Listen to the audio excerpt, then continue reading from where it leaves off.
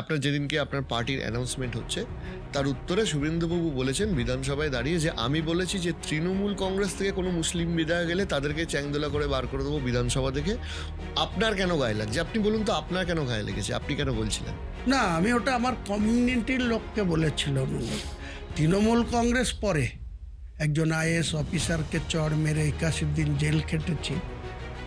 এসব আমার অভিজ্ঞতাই আছে। আমার রাজনৈতিক যে কেরিয়ার, সেই কেরিয়ারে আছে। আমি কোন মুভমেন্ট কিভাবে প্রতিহত করতে হয় সেটা আমার খুব ভালো করে আমার উপলব্ধি আছে বা আমার দখলে আছে। 26-এ কি হবে আপনার কি মনে হয় আপনার দল ঘোষণার পর?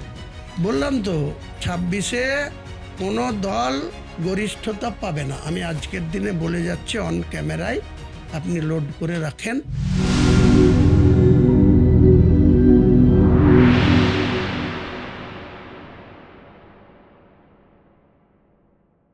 আপনি ধর্মনিরপেক্ষতায় বিশ্বাস করেন? নিশ্চয় করি। আমার 62 বছর বয়সে আমি কোনো জাতিভেদ করিনি, কিন্তু আমাকে যখন যোগী আদিত্যনাথ এসে আমার বাড়ির কাছে যখন আমাকে দাঙ্গাবাজ আখ্যা দেয়, যখন আমার মুসলিম ভাইদের উল্টো করে টাঙিয়ে সিধা করার কথা বলে, তখন হুমায়ুন কবিরকে মুসলমানদের সুরক্ষার জন্য, তাদের সিকিউরিটির জন্য, তাদের শান্তিতে থাকার জন্য আমাকেও বলতে আপনি হয়। এটা বলছেন বটে, কথা রয়েছে সেটা হচ্ছে চোখের বদলে চোখ তুলতে থাকলে গোটা পৃথিবীটা অন্ধ হয়ে যাবে। তাই সুতরাং যদি একজন এই ধরনের কমিউনাল স্টেটমেন্ট দেয়, তার উত্তরে কি শুধুই আপনার পক্ষ থেকে কমিউনাল স্টেটমেন্ট আসবে? কেন শান্তির বাণী আপনি ছড়াবেন না? না, কিছু কিছু ক্ষেত্রে শান্তির বাণী তো, যে কোনো মৌ যখন কোনো উত্তেজিত হয় সেখানে শুধু আপনি শান্তির বাণী, কবিগুরুর বাণী, নজরুলের বাণী শুনিয়ে সেখানে কোনো কার্যকারিতা হয় না। যদি তাই হতো তাহলে 18% হিন্দুর বাস, যেখানে হরগোবিন্দ দাস আর চন্দন দাস মাত্র 5-6টা ছেলে মিলে তাকে যেভাবে নৃশংসভাবে হত্যা করেছে, এই হত্যার ঘটনা ঘটতো না। যদি আমাদের মতো লোক থাকতো, আমি নিশ্চিত বলছি ওই আনন্দ রায় এসপি রুখতে পারেনি, ওখানকার যে পুলিশের আইসি, ওসি, আপনি তারা থামাতে রুখতে পারতেন। পারেনি। আমি থাকলে আমি রুখে দিতাম। ওকে, আমি আর একটা জিনিসে যাই, সেটা হচ্ছে যে আপনি একটা স্টেটমেন্ট দিয়েছিলেন যে শুভেন্দু অধিকারীর বিরুদ্ধে। তার মানে আপনার যেদিনকে আপনার পার্টির অ্যানাউন্সমেন্ট হচ্ছে তার উত্তরে শুভেন্দুবাবু বলেছেন বিধানসভায় দাঁড়িয়ে যে আমি বলেছি যে তৃণমূল কংগ্রেস থেকে কোনো মুসলিম বিধায়ক গেলে তাদেরকে চ্যাংদোলা করে বার করে দেবো বিধানসভা থেকে। আপনার কেন গায়ে লাগছে? আপনি বলুন তো, আপনার কেন গায়ে লেগেছে? আপনি কেন বলছিলেন? না, আমি ওটা আমার কমিউনিটির লোককে বলেছিলাম। উনি তৃণমূল কংগ্রেস পরে, আগে কোনো মুসলিম সে তৃণমূলের প্রতীকে জিতে আসবে না আমার নতুন যে দল জনতা উন্নয়ন পার্টির প্রতীকে জিতে আসবে, সেটা বড় বিষয় না। আমি আগে মুসলিম, তারপরে আমার জনতা উন্নয়ন পার্টি, তারপরে টিএমসিতে ছিলাম, টিএমসি 30 বছর ন্যাশনাল কংগ্রেস করেছি, বামপন্থীদের পুলিশের চোখরাঙানি সহ্য করেছি, একটানা 81 দিন একজন আইএস অফিসারকে চড় মেরে 81 দিন জেল খেটেছি। এসব আমার অভিজ্ঞতাই আছে। আমার রাজনৈতিক যে কেরিয়ার, সেই কেরিয়ারে আছে। আমি কোন মুভমেন্ট কিভাবে প্রতিহত করতে হয় সেটা আমার খুব ভালো করে আমার উপলব্ধি আছে বা আমার দখলে আছে। কাজেই কে আমাকে কি বলল, শুভেন্দুবাবু এখন কথা ঘোরাচ্ছেন। সেদিন তিনি বলেছিলেন যে যে কটা মুসলিম এমএলএ জিতে আসবে তাদেরকে উনি চ্যাংদোলা করে রাস্তায় ফেলবেন। এটা কি সাংবিধানিক কথা? কোনো জনপ্রতিনিধি কি এটা সাংবিধানিকভাবে বলতে পারেন?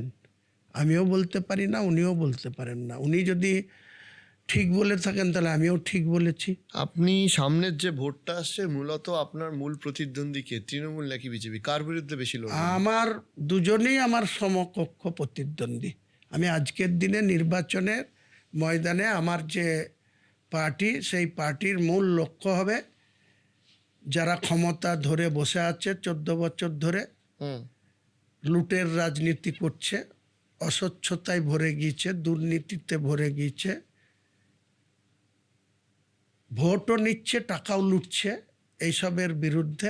পাশাপাশি ভারতীয় জনতা পার্টি ক্ষমতায় বাংলায় নাই আসতে তারা 19টা রাজ্য দখল করেছে, সেই দাম্ভিকতায় ভারতবর্ষের তিনবারের প্রধানমন্ত্রী নরেন্দ্র মোদীজি যা মানুষের কাছে যে কথা বলেন না, যিনি বলেন সবকা সাথ সবকা বিকাশ, যে না আমি মুসলমানদের বিরুদ্ধে, ইদানিং আবার বলতে লেগেছে রাষ্ট্রবাদী মুসলমানদের আমরা বিপক্ষে না, তো বেআইনি অনুপ্রবেশকারীদের বিরুদ্ধে। তো বেআইনি অনুপ্রবেশকারী কারা? এসআইআর হয়েছে, কত লোক বেআইনি অনুপ্রবেশকারীর ধরা পড়েছে, 58 লক্ষ নাম বাদ গিয়েছে। তার মধ্যে কারা বাদ গিয়েছে? হিন্দু সম্প্রদায়ের লোকই বেশি বাদ গিয়েছে, ভালো করে দেখেন পরিসংখ্যা। তাহলে এসব কথা বলার মানে কি? এইসব তথ্য পরিসংখ্যান না জেনে এই ধরনের মমতা বন্দ্যোপাধ্যায় এসআইআর নিয়ে বলছে আমি করব না, এসআইআর হতে দেব না। সেই এসআইআর এর যখন শিডিউল ডিক্লেয়ার হলো ইলেকশন কমিশন 12টা রাজ্যের, সেই সঙ্গে বাংলার 27 অক্টোবর 2025 4:10 থেকে শুরু করলেন, 4:50 প্রেস কনফারেন্স করে। তারপরে সন্ধ্যেবেলায় কি রিয়াকশান আসলো?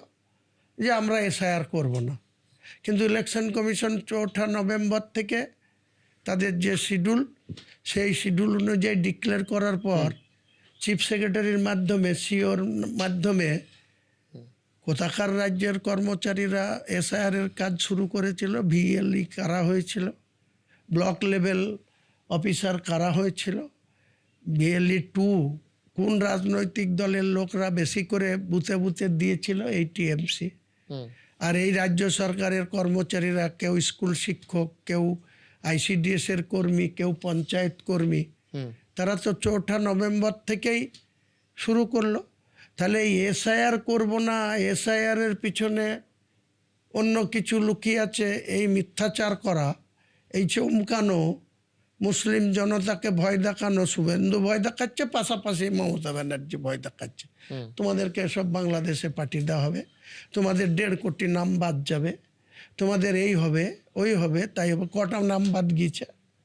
মুসলমানদের কটা নাম বাদ গিয়েছে? মুর্শিদাবাদ জেলায় কোনো বেআইনি মুসলিমদের আজকে প্রমাণ করতে পারেনি এসআইআর ইলেকশন কমিশন। অনেকে বলছেন যে এই সমস্ত ইস্যু টিস্যু ইত্যাদি হুমায়ুন বাবু মুখ্যমন্ত্রীর কাছে বিধানসভায় একটুখানি ধমক খেয়ে ইগোতে নিয়ে নিয়েছিলেন, সেই জন্য আজকে উনি দল ভেঙে দলে চলে এসেছেন। আপনি কি এটা বিশ্বাস করেন? আচ্ছা, অ্যাকচুয়ালি ওই দিনকে কি হয়েছিল একটু বলবেন তো আমাদের? দেখুন, ওই দিনকে মুখ্যমন্ত্রী নিজে বক্তৃতা করছিলেন, তার আগে থেকে হাউস উত্তপ্ত ছিল। প্রথম দফায় যখন মুখ্যমন্ত্রী বলতে ওঠেন, তখনও বিজেপির অপোজিশন লিডার সহ যারা যারা, অবশ্য অপোজিশন লিডারকে সাময়িক সাসপেন্ড করেছিলেন তার আগের দিনের একটা ঘটনায়। তো অপোজিশন লিডার বাইরে থেকে, ওনার ঘর থেকে এনাদেরকে যা নির্দেশ দিচ্ছিল সেই রকম চলছিল। মুখ্যমন্ত্রীর কিছু বক্তৃতার উপরে হাওয়া আরও গরম হয়ে যায়। তো যখন আমাদের মুখ্যমন্ত্রীকে চোর বলে ডাইরেক্ট, এবং সেই সঙ্গে তৃণমূলের ট্রেজারি বেঞ্চে যারা ছিল তাদের সবাইকেই চোর চোর স্লোগান দেয় বিজেপির, তা আমরা 220 পেজেন্ট আছি, আর 64-65 জনের মধ্যে ওই 58 জন না 57 জন পেজেন্ট ছিল, তারা সমস্ত ট্রেজারি বেঞ্চকে চোর বলছে। সে চোরের মধ্যে আমাকেও বলছে, তা আমি কোথাও চুরি করিনি, আমি কেন চোর শুনবো? তো ওরা যতবার চোর স্লোগান দিয়েছে, আমিও বিজেপির বিরুদ্ধে স্লোগান দিয়েছি। তা উনি বলছেন যে এই হুমায়ুন তুমি বড্ড বেশি করছো, তুমি চুপো, আমি একাই 100। তা উনি একাই জিতে আগামী দিনে মুখ্যমন্ত্রীর শপথ নেবেন, দেখব রাজ্যপাল গভর্নর ওনাকে শপথ নিতে ডাকেন কিনা।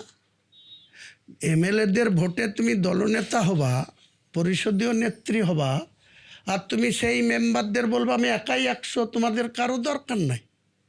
এটা কোন গণতান্ত্রিক দেশ, কোন সংবিধান? তা আগামী দিনে ভবানীপুর থেকে জিতে এসে ওনার বহুমত পাবে না, 100-র নিচে থাকবে, দিয়ে দেখবো রাজ্যপাল কি করে ওনাকে শপথ নিতে ডাকে। সেটাই আমার চ্যালেঞ্জ। 26-এ কি হবে আপনার কি মনে হয়, আপনার দল ঘোষণার পর? বললাম তো, 26-এ কোনো দল গরিষ্ঠতা পাবে না। আমি আজকের দিনে বলে যাচ্ছি অন ক্যামেরায়, আপনি লোড করে রাখেন। হুমায়ুন কবির বলছে 294-এর মধ্যে 148 দরকার, তবেই তাদের দলনেতা সংখ্যার লিস্ট জমা দিয়ে গভর্নরের কাছে সরকার গঠনের দাবি করতে পারে। বিজেপি 100 যদি টপকায় 110-এর বেশি যাবে না, তৃণমূল 100-র নিচে থাকবে, আমি 90 থেকে 100 পার করব। তারপরে দেখব গভর্নর কাকে ডাকে।